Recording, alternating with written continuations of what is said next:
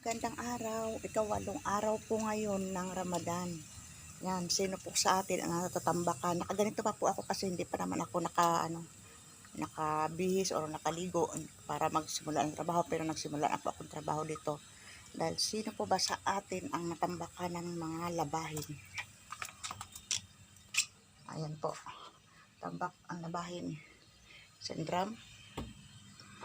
Tapos mga plantsahin. Tambak ang mga plantsahin. Ayan po.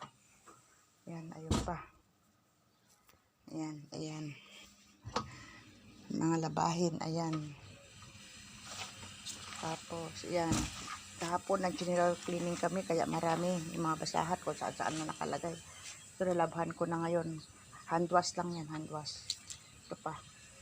Kasi, natambak talaga ang mga damit kasi ang mga katawan ng bata dito parang machine. At saka itong mga dress na to ay hindi ginagamit nila to pag Ramadan lang. Nilalabas to pag Ramadan lang.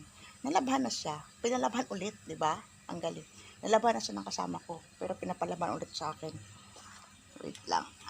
Kaya yun, hand wash lang po siya. Tambak talagang tambak.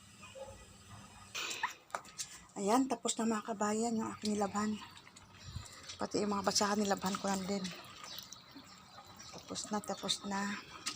Yan na lang, iano ko pa sa washing yung iba kakakamayin. Mamaya na ulit ako'y maliligo at magsisimula na kami ng trabaho sa loob ng bahay.